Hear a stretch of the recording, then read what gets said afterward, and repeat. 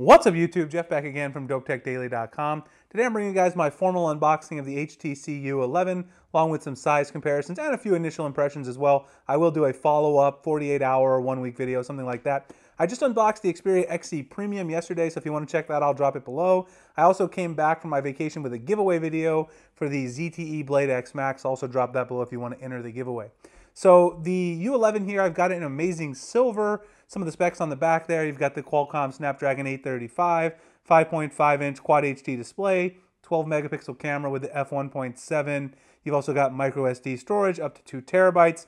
No one even makes a 2 terabyte card that I'm aware of yet. You've got 4 gigs of RAM, EdgeSense, IP67 water resistant, which is fantastic. You also get those nice Usonic headphones included. HTC Boom Sound in some incarnation or another, and you've also got Qualcomm Quick Charge 3.0 on board. So let's go ahead and take a look. I did already take this out just like the XE Premium, so I go ahead and start playing with it, put my SIM card in. I'll give you guys a little bit of a story about that in a second because I'm actually using it with Verizon, and I know a lot of people online, I've read, people have had issues with it on Verizon, and I sort of figured out what the issue is, at least if you already have an active Verizon SIM card, what you need to do to get this to work. So that's the phone, amazing silver, very shiny. I've unboxed 2 very shiny phones the last couple days. You've got your HTC-enabled power brick with, of course, Quick Charge 3.0, as I mentioned. You've got your aforementioned Usonic headphones right here. And I definitely want to compare these to the Sony headphones I unboxed yesterday. These are supposed to be very impressive. One of the things you should do right when you get this out of the box is go ahead and set up the audio profile by plugging these in. I'll talk more about that in a future video. You've got some different size ear tips for those buds just in case you need them, and pretty standard these days, you've got your USB-C cable. I still need to stock up more on these, so of course I will take it out. I have so many micro USB cables, I almost left all of those in the box, but I need to get those USB-C cables up to the same level. So that's everything that's there on the front. There's also a few other things in here, namely some paperwork, and then something that I think is pretty important for this particular phone, even though it's not a very good case. This case is something that you probably want to use because the back on this shiny looking phone is going to be easy to scratch if you just sort of sit this down on things. So I probably will use this until I get some nicer case options in. It's also nice because if you slap it in this clear case, you can still see the color you chose. One of the best things about the HTC U11, in my opinion and a lot of other people's opinion, is this really shiny reflective back that sort of has a really nice look to it. You can still see it in the case, so I guess I'll leave it on there for a second. You've got your HTC branded SIM removal tool, which is great. Some more paperwork. There's actually a lot of stuff in this packaging. Safety guide, warranty guide, quick start guide, all that kind of stuff. And then something that HTC did not include with the U Ultra, which I was a little upset about and annoyed about. That was a USB-C to 3.5 millimeter adapter so that you can actually use your 3.5 millimeter headphones with this phone because it doesn't have a headphone jack. Good to see them include that for free in the packaging. It's something that should have been included with the U Ultra as well, especially considering the U Ultra started out at a higher price than the U11. All right, so that's what's in the box right there. I'll go ahead and set all that stuff down there to the side. And let's go ahead and just take a look around the phone. Actually, I'll pop the case back off for a second so I can just tour it. You've got the camera module there on the back. Very reflective, HTC branding. I really like this silver color. The solar red looks really nice as well. Fingerprint scanner around front, as we talked a little bit about earlier. It also functions sort of as a home button, so you can go home there. You got a nice textured power button right there on the side, which I really like. Volume rocker is right above that, which is a nice thing to see. Again, no headphone jack. You do have your SIM tool, your SIM card slot right here on the top. So overall, a very nice looking phone. You do have the Boom Sound setup where you have sort of the tweeter setup there. It's not traditional front-facing speaker boom sound like we saw on previous incarnations of the HTC phones.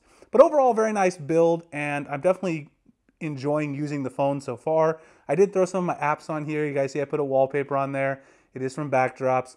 There is a little bit of bloatware in here that I don't like. I'm going to talk about that in my video where I talk about what are the first 10 things I've done to set up my HTC U11.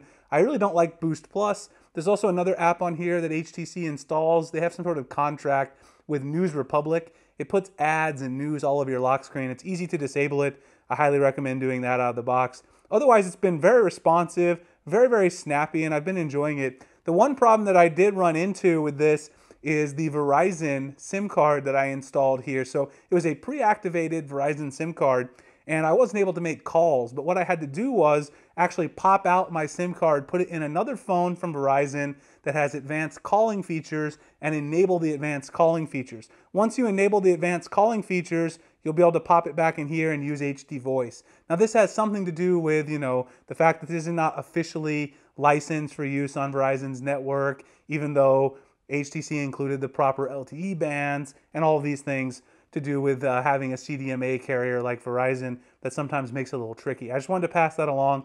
I'll also talk about that in a future video. I've been using EdgeSense a little bit as well. I kind of like the EdgeSense to open up the camera right there, snap a couple of pictures. It's really nice to use. I've also found it pretty intuitive. A lot of people said it was a gimmick, and I kind of thought so too at launch, but I'm actually enjoying the EdgeSense so far. So those are my preliminary impressions. I've only had this one for 24 hours using it. I don't have any battery life or camera quality, but I will talk about that in the follow-up video. So let's go ahead and do some size comparisons, just like yesterday with the XE Premium. Here's the iPhone. So you've got 5.5-inch screen, 16:9 aspect ratio traditionally. The iPhone's taller. It's taller than most 5.5-inch phones. The XE Premium gave it a run for its money. It's also, I don't know, they're similar width, but the iPhone's a little bit wider, I guess. And I don't know, the iPhone's a little skinnier in terms of the depth profile than the HTC U11. Let's see here, the Galaxy S8 Plus. The S8 Plus going to be a little bit taller because of that extra tall aspect ratio. It's a little bit skinnier in terms of the side profile, and you can expect the U11 will be wider, again, because of the aspect ratio differences. It's not a ton wider, though. It's pretty close. I did this comparison yesterday, but since it's a new video, we might as well do it again.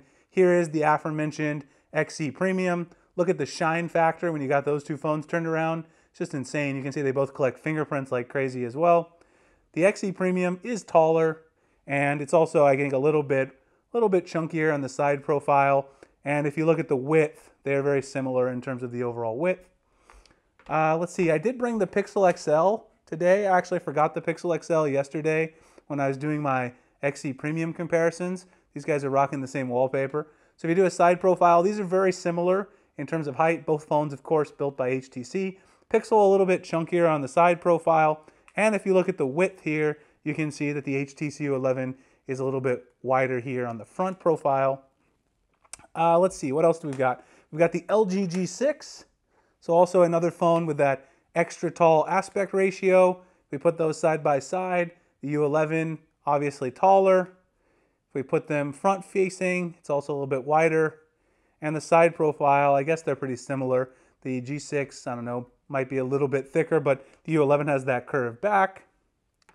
And then the last phone here, the coral blue Galaxy S8, which has a similar color to the amazing silver. So you can see the silver on the HTC U11 is also kind of blue. The coral blue on the S8 a little bit darker. And you can see that, of course, the U11 is taller, wider, and the S8 is also thinner. All right, so that's a quick look at formal unboxing of this and some very initial impressions. I'll have a follow-up video, also a top tips on how I set up my U11, some of that bloatware stuff, and talk a little more about the Verizon stuff. You guys let me know what you want to know about this phone. I'll be sure to cover it in those follow-up videos. Find me at dopetechdaily.com, Google+, Instagram, and Twitter. The links in the description. Please like and subscribe if you enjoy my content so I can make future videos like this. And I'll see you guys in the next one. Thanks a lot for watching.